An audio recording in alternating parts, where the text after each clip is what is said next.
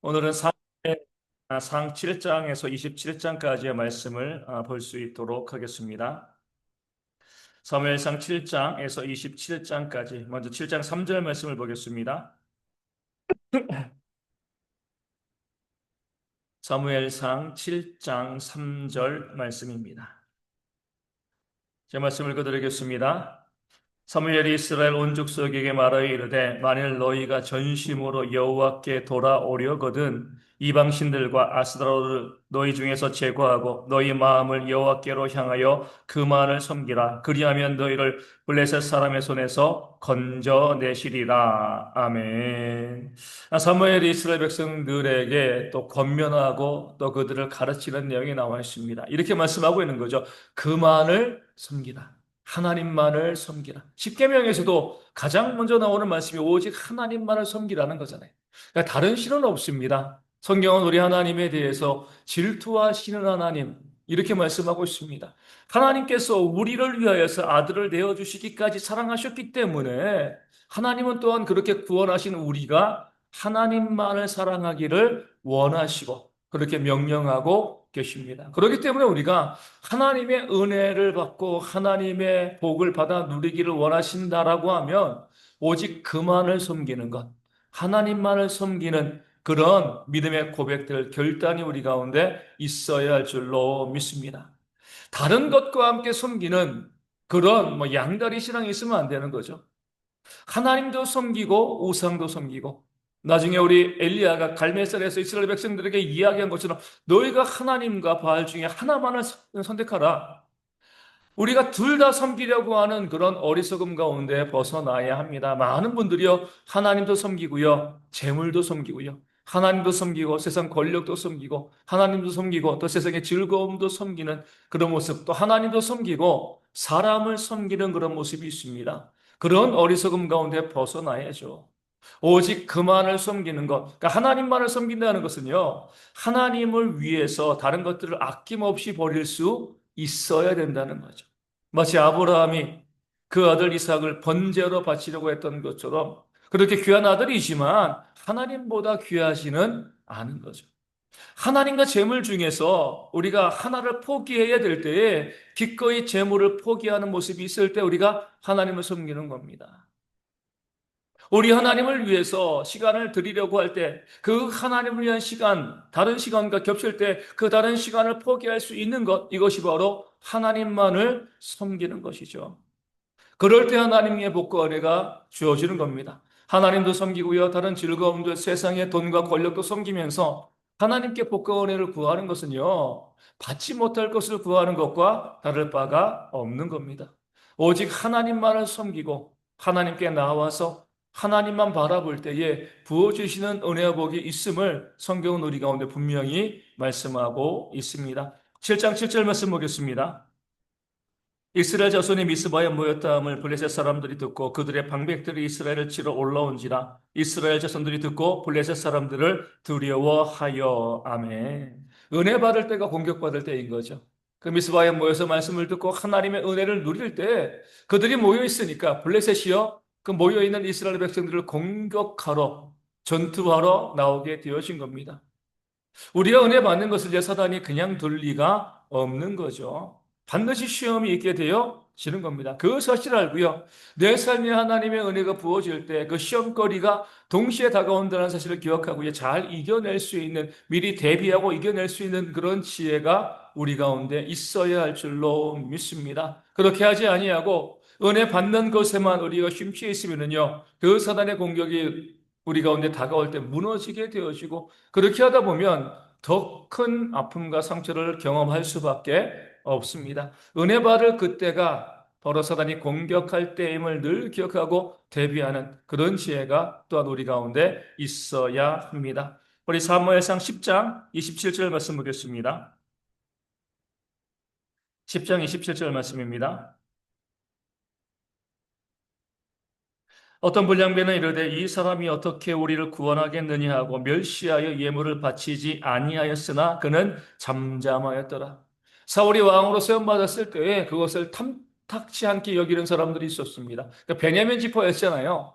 사사기 말에 우리가 본 것처럼 진멸당할 위기를 겪었던, 어떻게 보면 이스라엘과 싸웠던 그런 패역한 족속입니다. 그 족속 중에서 안 그래도 막내 족속인데 그렇게 또 배반하고 그 나머지 동족들과 싸운 그런 과거를 가지고 있는 족속 중에서 왕이 생겼으니까 그런 사울을 인정하지 않는 사람들이 얼마나 또 많이 있었겠습니까? 그럴 때에 이 사울은요, 왕이 되었으니까 내가 그들을 징벌하자, 진멸하자 그렇게 하지 아니하고요, 잠잠했습니다. 그들이 자신을 비난하고 정죄할 때 잠잠한 거죠. 왜 잠잠한 거죠? 하나님의 판단을 기다렸기 때문에 그래요. 하나님께서 세우셨기 때문에 나를 대적하는 자들에게 하나님께서 판단해 주실 것이다. 하나님께서 그들의 어리석음과 그들의 교만을 심판하실 것이다. 그 사실을 믿었기 때문에 잠잠했죠. 우리는요, 잠잠하면 바보라고 이야기해요. 야, 그거 주장해야지, 따져야지, 싸워야지. 왜 네가 잘못한 것이 없는데 왜 그렇게 따지지 않고 그냥 가만히 있어? 세상에서는 어리석은 거죠. 하지만 하나님의 살아계심을 믿는다라고 하면 하나님께서 판단하신다는 사실을 믿는다라고 하면 잠잠해도 괜찮습니다.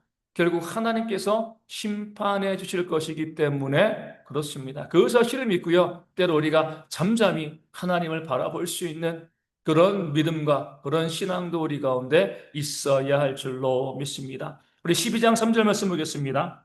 12장 3절에 내가 여기 있나니 여호와 앞과 그의 기름 부음을 받은 자 앞에서 내게 대하여 증언하라. 내가 누구의 손을 빼앗았느냐? 누구의 나귀를 빼앗았느냐? 누구를 속였느냐? 누구를 압제하였느냐? 내 눈을 흐리게 하는 뇌물을 누구의 손에서 받았느냐? 그리하였으면 내가 그것을 너희에게 갚으리라 하니. 아멘. 왕을 세우고 난 다음에 사무엘이 그들에게 이야기하는 거죠. 내가 너희에게 무슨 문제가 있느냐? 너희가 왜 하나님을 버리고 사람의 왕을 세웠느냐? 이렇게 이야기하면서 자신의 결백을 증거하는 거죠. 다른 거 증거하지 않습니다. 통장 내역 보여주는 거예요. 내가 부당하게 취한 이득이 있느냐? 다른 많은 것들, 내가 얼마나 탁월한 지도자인가? 이것을 많이 이야기할 수 있겠지만, 사무엘은요, 그런 게 이야기하지 않았습니다. 내가 뇌물 받은 거 있느냐? 내가 빼앗은 것이 있느냐? 이게 아주 정확한 판단의 근거가 되어지는 겁니다. 누가 참된 지도자인가 그렇지 아니한가 무엇을 통해서 할 수 있어요? 자기 이익을 구했는가 구하지 아니하였는가 이것을 통해서 할 수 있습니다. 그럼 자기 이익을 구했는가 구하지 아니하였는가 무엇을 통해서 할 수 있어요? 통장으로 알 수가 있는. 어떤 사람은 보면 막 자기의 이익을 구하는 것처럼 보입니다. 근데 통장을 보면 어때요? 자기의 것을 취한 것이 하나도 없고요. 남을 위해서 베푼 것만 있습니다. 그러면 그는요 참된 지도자가 되어지는 거죠. 반면에 어떤 지도자는요 자기의 이익을 구하지 않는 것처럼 보여요. 근데 통장에 보면 돈이 쌓여 있습니다. 자기의 이익을 구한 것이죠. 내가 그 사람이 정말 참된 일꾼인가 아닌가, 우리가 뭐 정치인들도 마찬가지죠. 판단할 때에 그 사람의 말과 언행, 지금 사무엘도요, 자기의 말에 잘못된 것을 이야기하지 않아요. 내가 너희를 잘못 다스리고 잘못 가르친 거, 이런 거 있느냐? 이거 이야기하지 않고 내가 이익을 취한 것이 있느냐? 왜냐하면 이익을 추구하는 지도자는 반드시 잘못된 길로 가고 잘못된 것을 가르칠 수밖에 없기 때문에 그래요. 이익을 구하지 않는 자는요, 결국 백성들을 위하여서 정치하는 그런 지도자 될 수밖에 없는 겁니다. 그것을 가지고 사무엘은요, 자기 회계장부를 보여주는 거죠. 한번 까보자. 이거 보고 내가 이익을 취한 것이 있느냐, 없느냐, 너희가 판단하라. 오늘도 마찬가지입니다. 우리 어떤 공동체의 리더이건 그 공동체 그 사람 그 공동체의 리더를 평가할 때 그가 이익을 추구하는 자인가 그렇지 아니하는 자인가 이것을 가지고요 참된 일꾼인가 아닌가를 우리가 볼 수가 있습니다. 이익을 추구하는 것은요 내가 생각하고 그런 것 같아 이것이 중요한 게 아니에요. 그 장부를 보는 수밖에 없어요. 그 실제 재산을 보는 수밖에 없습니다. 그것을 정말 손해 보면서 거룩한 일들을 위해서 썼는가 아니면 더 많은 것을 쌓아 두었는가? 이것을 가지고 그가 참인가 거짓인가? 이것을 바라볼 수 있게 되어지는 겁니다. 그런 면에서 우리는요, 하나님께서 우리의 모든 장부를 검열하신다 바라볼 수 있어야 됩니다. 내 것을 가지고 정말 하나님의 거룩한 일들을 위해서 얼마만큼 지출하고 쓰고 나눴는가? 다른 사람의 것을 빼앗지 아니하였는가? 이것을 가지고요, 하나님께서는요, 우리가 참되게 사역했는가, 헌신했는가, 이 사실을 우리 가운데 판단하시고, 그런 자들에게 하나님의 영생과 은혜와 복을 부어주실 줄로 믿습니다. 어떤 경우라도 우리가 내 개인의 이익을 추구하게 되어지면, 내 장부에 돈을 쌓아두게 되어지면요, 그것은 잘못된 것이 되어지는 거죠. 우리가 계속해서 나라의 일꾼들을 세우면서 계속 청문회를 할 때 가장 중점이 되는 그런 내용이 뭐예요? 재산이잖아요, 재산. 그죠? 합법적으로 그 재산을 그가 얻었는가? 또 얼마나 그것을 잘 사용했는가? 이것을 바라보는 겁니다. 그 재산을 얻는 것과 그 재산을 사용하는 것에서 그 사람의 철학과 그 사람의 가치관이 나올 수밖에 없는 거예요. 그것을 가지고 우리는 그 사람이 참된가 그렇지 아니한가를 바라보게 되어지는 겁니다. 우리 믿는 자들도 마찬가지예요. 쌓아두는 삶을 살아가는가? 아니면은 좀 손해보더라도 나눠주는 삶을 살아가는가? 이것으로 참된 일꾼인가? 아닌가? 구원받은 자인가? 그렇지 아니한가? 이것이 나뉘어지게 되어지는 줄로 믿습니다. 12장 23절 말씀 보겠습니다. 사무엘상 12장 23절입니다. 우리가 잘 알고 있는 말씀이죠. 나는 너희를 위하여 기도하기를 싫은 죄를 여호와 앞에 결단코 범하지 아니하고 선하고 의로운 길을 너희에게 가르칠 것인즉. 아멘. 기도하기를 쉬는 것은 지도자에게 죄가 되어집니다. 특별히 지도자에게 죄가 되어지는 거예요. 기도를 하지 않는 것은요, 그 공동체를 무너뜨리는 것이기 때문에 그렇습니다. 그러니까 기도하고 난 다음에 뭐 하는 거예요? 가르치는 거죠. 그렇죠? 기도로 그치는 것이 아니라 선하고 바른 길을, 의로운 길을 가르치는 것으로 이어져야지 그 기도가 참된 기도가 되어지는 겁니다. 많은 교회 일꾼들이요, 기도하지 않습니다. 부르짖지 않아요. 그러면은요, 그 지도자로서의 자격이 없는 겁니다.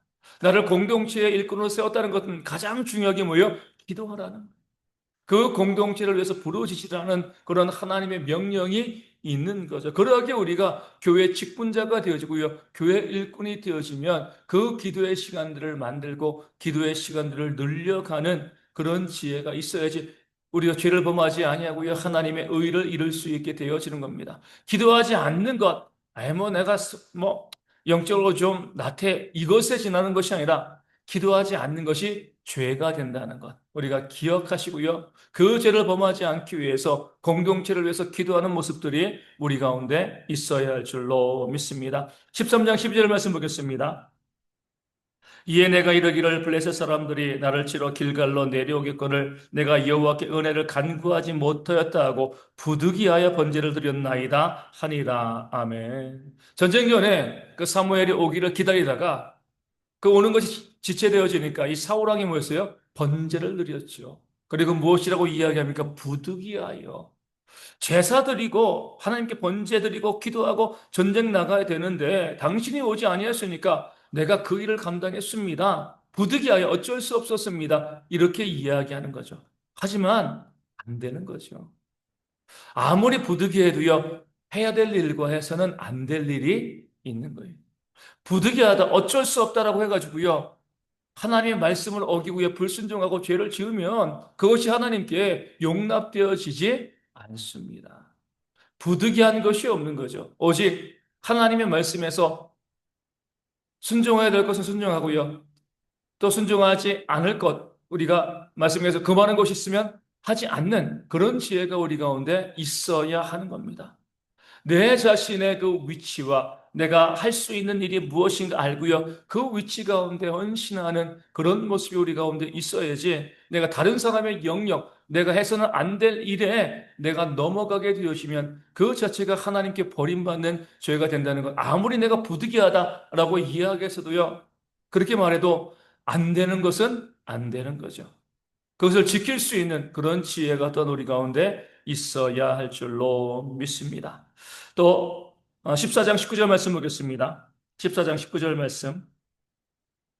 사울이 제사장에게 말할 때에 블레셋 사람들의 진영에 소동이 점점 더한지라 사울이 제사장에게 이르되 내 손을 거두라 하고. 아멘. 이 사울의 교만이 나와 있죠. 요나단이 나와서 싸울 때 이제 우리가 어떻게 할까 제사장을 불러다가 물어보게 합니다. 근데 점점 그 싸움이 커지고 자기에게 유리하게 되어지니까 기도를 멈추는 거죠. 기도하지 말고 나와서 싸우자. 이렇게 되어지는 겁니다. 아무리 급해도요, 기도보다 급한 것은 없습니다. 기도보다 앞서는 것은 없는 거예요. 우리는 급하다고 해서 기도도 하지 아니하고 결정해 버릴 때가 참으로 많이 있습니다. 지금 내가 이것을 잡지 않으면 내가 정말 큰 이득을 놓치는 거야. 확 잡아버리잖아요. 그러다가 패가 망신하는 겁니다. 정말 그것이 내게 온 일색일대의 기회를 할지라도 뭐예요? 잠시라도 기도해야죠. 느헤미야처럼 묵더라도 해야죠. 하나님, 이것을 어떻게 해야 됩니까? 하나님께 물어봐야 되는데 기도하지 아니하고요. 지금 당장 잡아야 되니까. 우리 홈쇼핑도 그러고요. 근데 사기꾼들도 항상 뭐예요? 지금밖에 기회가 없다. 지금 선택해야 된다. 보이스피싱 하는 사람들도 마찬가지잖아요. 자꾸 지금을 이야기하는데 우리는요, 믿는 자들은요, 그렇게 당장을 재촉하는 이익이 당장에 지금 내 손에 들어올 수 있는 그런 상황이라 할지라도 먼저 기도할 수 있는 그런 지혜가 우리 가운데 있어야 합니다. 그럴 때에 우리가 유혹에 넘어가지 않고 시험에 들지 아니하고 참된 것을 얻어 누리게 되어지는 겁니다. 우리 14장 34절 말씀 보겠습니다. 14장 34절 말씀입니다. 또 사울이 이르되 너희는 백성 중에 흩어져 다니며 그들에게 이르기를 사람은 각기 소와 양을 이리로 끌어다가 여기서 잡아먹되 핏째로 먹어 여호와께 범죄하지 말라 하라 하며 그 밤에 모든 백성이 각각 자기의 소를 끌어다가 거기서 잡으니라. 아멘. 백성들로 하여금 헛된 맹세를 지키게 한 거죠. 전쟁이 끝날 때까지 아무것도 먹지 말라. 그 기력이 쇠하여서 싸우지 못하는 거예요. 그 백성들이 나중에는 어쩔 수 없이 그냥 짐승을 잡아다가 핏째로 먹었습니다. 이스라엘 율법에 의하면 어때요? 피를 다 빼고 먹어야 되는데 너무 배가 고프니까 핏째로 먹은 거죠. 사울왕이 그들이 율법을 어긴 것을 책망하면서 가져가서 피를 빼고 먹으라 이렇게 말씀하고 말하고 있는 거예요. 이것이 얼마나 이 어리석은 그런 모습입니까? 자기는요 마음껏 그 율법을 어겼잖아요. 조금 전에 말씀드린 것처럼 제사를 드렸잖아요, 그렇죠? 그 율법을 어기고 제사를 드린 그런 당 자신의 모습을 생각하지 아니하고요. 백성들이 율법을 어기고 피째 먹었다. 이것을 책망하는 겁니다. 나에게는 한없이 관대하고요. 남에게는 너무나 엄격한 거예요. 너희가 왜 죄를 지었어? 자기의 죄는 바라보지 못하고 다른 사람의 죄를 바라보면서 나의 눈에 있는 들보는 바라보지 않고요. 다른 사람 눈에 있는 티를 바라보면서 그것을 정죄하는 그런 사울왕의 모습이 본문 가운데 나와 있습니다. 오늘 우리도 마찬가지. 어떤 공동체에 관 가장 큰 문제를 일으키는 사람은요. 스스로 나는 문제없다라고 생각하는 사람. 다른 사람의 문제는 너무나 잘 보고요. 그것을 비난하고 공격하고 정죄하는데 나는 문제없어. 나는 잘하고 있어. 나에게는 한없이 관대하고 자기의 문제는 못 보면서 다른 사람의 잘못과 문제를 보고 지적하고 공격하는 그런 모습이 있는 거죠. 다른 사람의 문제가 너무나 잘 보인다라고 하면은요, 내가 지혜로운 게 아니에요. 내 눈이 어두워져 있는 거죠. 그 다른 사람의 문제가 맞긴 맞아요. 그가 범죄한 건 맞습니다. 하지만 그렇게 다른 사람의 죄를 잘 보게 되어지면 내 삶에 있는 내게 있는 죄는 간과하기 쉬운 거죠. 그래서 우리가 남을 비판하는 자는요, 그 비판하는 것으로 자신이 비판을 받게 되어진다. 그 말씀을 기억하셔야 돼요. 그러니까 남을 비판하고 남의 단점과 남의 죄가 잘 보인다라고 하면 두려워하고 깨닫고 회개해야 됩니다. 내 삶에 더 큰 죄가 있을 가능성이 크기 때문에 그런 거죠. 우리 믿는 사람들은요, 다른 사람들에게는 관대하고요, 나에게 엄격해야 돼요. 다른 사람들은 그럴 수 있지라고 생각하고요, 나는 그러면 안 돼. 이것이 바로 우리 믿는 자들의 모습이 되어야지. 그렇지 않고 사울왕처럼 자기에게는 너무나 관대하고요, 다른 사람에게는 아주 칼날과 같이 예리하게 그들을 공격하게 되어지면 결국 자신이 무너질 수밖에 없는 것입니다. 우리 15장 9절 말씀 보겠습니다. 사무엘상 15장 9절입니다.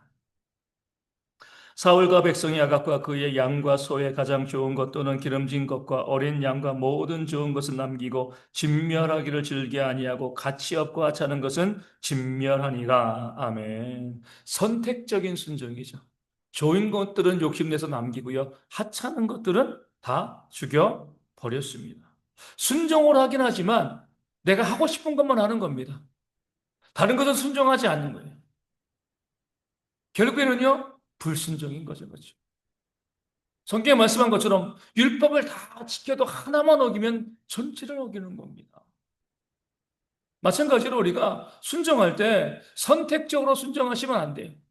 내가 순종하고 싶은 것, 내가 따르고 싶은 것, 거기는 순종 잘하고요. 이거는 내가 순종하기 싫어. 이런 것들은 배제해버리는 그런 모습이 우리 가운데 있으면 우리가 우리의 그 선택적인 순종도요, 온전한 순종이 되어질 수가 없는 겁니다. 또한 하나님께 드림에 있어가지고 오늘 이스라엘 백성들의 모습에 나와 있는 것처럼 가치 없는 것, 보잘 것 없는 것은 하나님께 드리는 그런 모습이 또한 우리 가운데 있으면 안 되는 거죠. 좋은 것은 내가 취하는 거예요. 가치 없는 것은 하나님께 드리는 거죠. 우리 강도사님이 신학교 교수님께 들은 이야기를 이렇게 이야기해 주더라고요. 그 독일에서 공부를 하셨고 또 독일에서 이제 교회에서 성찬 예식을 하면 이 독일은 이제 포도주를 쓴다는 거죠. 포도주를 쓰는데 이렇게 말씀하시는 거예요. 성찬 예식을 할 때는 정말 이 교회에서 그 포도주를 쓸 때 그 몇천 원짜리 그 싸구려 포도주를 쓴대요. 자기 집에서는요, 몇십만 원짜리 포도주를 마신다는 거예요. 하나님께 드리면 너무나 인색하고요. 하찮은 것들이고 내 삶에는 정말 좋은 것들을 가지고 누리고 살아가는 그런 모습이 있게 되어지면 이 또한 하나님 멸시하는 것은 죄가 되어지는 겁니다. 하나님께 드림에 있어서 가장 좋은 것을 드릴 수 있는 그런 믿음과 그런 모습이 우리 가운데 있을 때 하나님께서 우리에게도 가장 좋은 것, 내가 심은 대로 거두는 거잖아요. 내가 하나님께 하찮은 것을 드리면 하나님도 나에게 하찮은 것을 주시는 겁니다. 내가 하나님께 가장 아름다운 것, 가장 가치 있는 것을 드리면 하나님께서 내게도요, 가장 좋은 것을 주시는 거예요. 그런 지혜를 가지고요, 우리가 하나님께 가장 좋은 것을 드릴 수 있는 그런 삶을 살기를 소망합니다. 우리 16장 6절 말씀 보겠습니다. 16장 6절. 그들이 오매 사무엘이 엘리압을 보고 마음에 이르기를 여호와의 기름 부으실 자가 과연 주님 앞에 있도다 하였더니 아멘. 다윗에게 기름 부으러 갔는데 먼저 첫째 아들 엘리압이 오는데 누가 봐도 어때요? 왕의 제목이었죠. 그러니까 기름을 부으려고 했습니다. 하나님께서 아니다. 나는 마음의 중심을 본다. 이렇게 말씀했잖아요. 당연한 것은 없습니다. 내가 보기에 그것이 당연해라고 생각해도요. 기도하고 물어봐야 돼요. 말씀으로 그것이 정말 맞는가 찾아볼 수 있어야 됩니다. 우리는요. 하나님의 말씀보다 기도보다 앞설 때가 너무나 많이 있죠. 당연하니까. 당연히 이거겠지. 그렇지 않습니다. 우리는 사람이기 때문에 내가 당연하게 바라보는 것에서도요, 실수하고 실패할 수 있습니다. 당연해 보이지만 그것조차 하나님께 물어볼 수 있는 그런 지혜가 우리 가운데 있어야 할 줄로 믿습니다. 우리 20장 32절 말씀 보겠습니다. 20장 32절 말씀입니다. 요나단이 그의 아버지 사울에게 대답하여 이르되 그가 죽을 일이 무엇이니까 무엇을 행하였나이까. 아멘. 사울이 다윗을 죽이려고 할 때 요나단이 이야기합니다. 감정적으로 판단하지 말라는 거죠. 구체적으로 그가 지은 죄가 무엇인지 그것을 한번 이야기해 봅시다. 이렇게 이야기하는 거예요. 감정으로 어떤 것을 판단하다 보면은요, 사실이 왜곡되어집니다. 잘못된 판단을 할 수 있게 되어지는 거죠. 정말 그가 잘한 것이 무엇인가, 잘못한 것이 무엇인가. 아까 우리 사무엘이 이야기한 것처럼 장부를 통해서요, 그의 진실성을 증명하는 것처럼 그가 행한 일을 통하여서 그가 죽임 당할 만한 자인가 아닌가 이 사실을 이야기하는 그런 지혜가 우리 가운데 있어야 하는 겁니다. 그를 판단하는 것이 내 생각과 내 감정에 근거를 두는 것이 아니라 그가 행한 일을 가지고서 그 일이 과연 올바른가 올바르지 아니한가 이것을 가지고 법정에서도 그러잖아요. 그렇죠? 내가 미워한다고 그 사람에게 이 형량을 때릴 수는 없습니다. 그 사람이 죄를 지은 증거가 분명할 때 그 행위를 가지고 그 사람을 벌 주는 거죠. 그래서 우리가 모든 사람을 판단할 때 함부로 내 생각으로, 내 판단으로, 내 인생 경험으로 판단하지 말고요. 그 사람이 실제로 행한 일이 무엇인가 바라보고 그것으로 판단하는 그런 지혜가 있어야지 우리가 바르게 판단할 수 있게 되어지는 겁니다. 22장 10절 말씀 보겠습니다. 22장 10절 말씀. 아히멜렉이 그를 위하여 여호와께 묻고 그에게 음식도 주고 블레셋 사람 골리앗의 칼도 주더이다. 아멘. 사울이 제자들을 신하들을 책망할 때 이 에돔 사람 도액이 사울에게 이야기하는 거죠. 내가 전에 아히멜렉과 함께 있었는데 다윗이 그에게 와서 묻고 또 그러니까 아히멜렉이 다윗에게 음식도 주고 또 골리앗의 칼도 주었습니다. 사실이죠, 그렇죠? 사실입니다. 그 사실을 이야기했는데 그 사실에 가짜 뉴스가 포함되어진 거죠. 왜 이렇게 이야기했어요?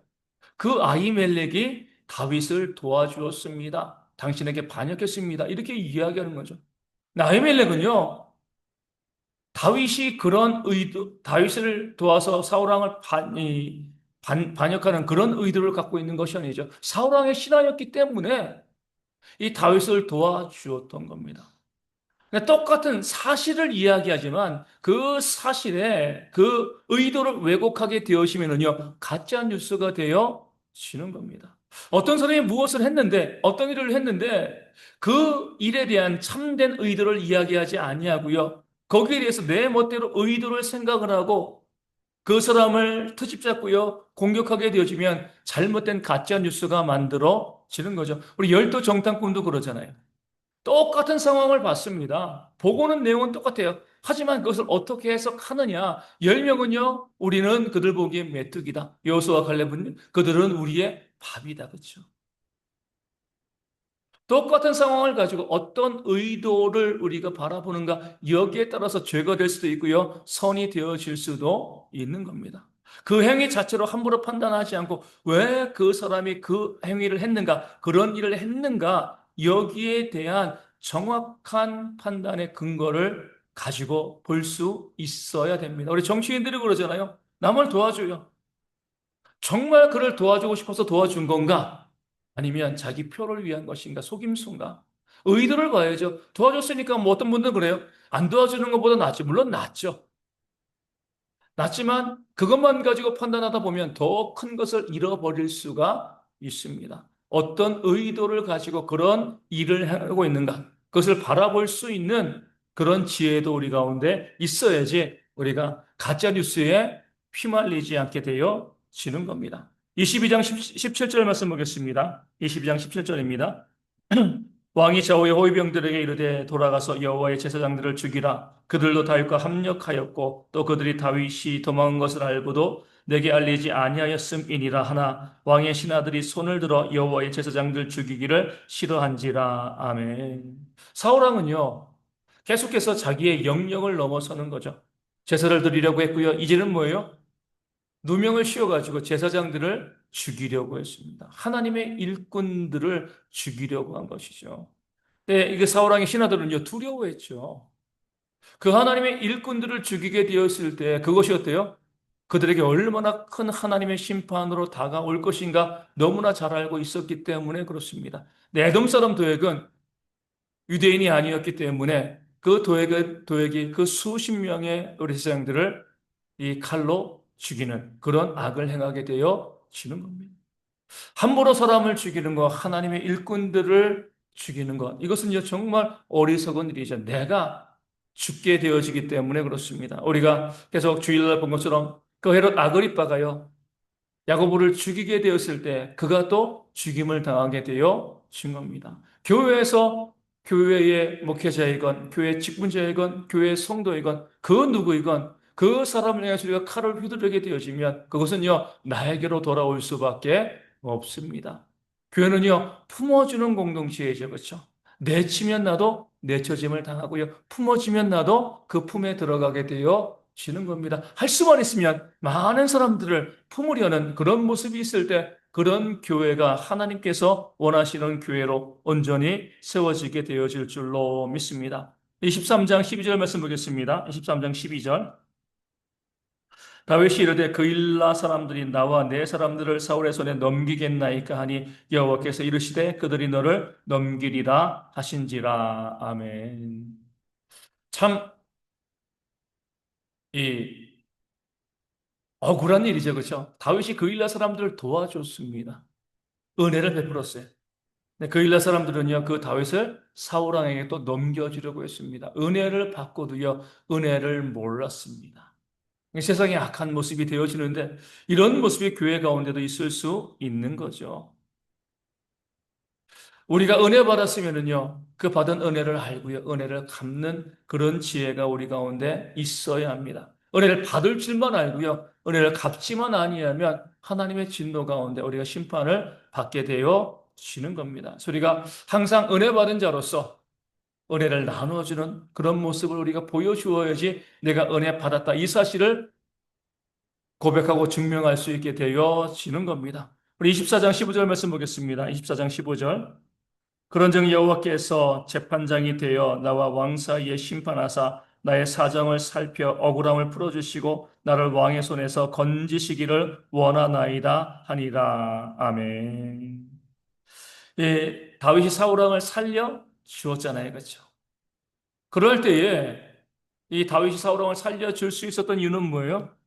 여호와께서 재판장이 되실 줄로 믿는다는 거죠. 두 번째 살려주고 난 다음에 뭐라고 이야기합니까? 하나님이 알아서 그를 그 사울 왕을 제거하실 거면 전쟁을 통해서 그를 제거하시지 아니하겠느냐? 나는 손대지 아니하겠다. 하나님이 재판장 되시는데 내가 재판장이 되어서 마음껏 그 사람들을 판단하고 정죄하고 그런 일들을 하면 안 된다는 거죠. 모든 판단은 하나님께 맡길 수 있어야 됩니다. 다소 답답할 수 있죠. 또 늦을 수가 있어요. 하지만 결국 그것이 가장 좋은 길임을 나중에 다윗이 왕이 되었을 때 보여주고 알려주고 있는 겁니다. 하나님께서 판단하시도록, 하나님이 결정 지으시도록, 하나님께서 역사하시도록 기다릴 줄 아는 그런 지혜가 우리 가운데 있어야 할 줄로 믿습니다. 우리 마지막으로 25장 11절 말씀 보겠습니다. 25장 11절입니다. 내가 어찌 내 떡과 물과 내 양털 깎는 자를 위하여 잡은 고기를 가져다가 어디서 왔는지도 알지 못하는 자들에게 주겠느냐 한지라. 아멘. 또 은혜를 모르는 나발의 모습이 나와 있습니다. 다윗이 보호해 줬잖아요. 그렇죠?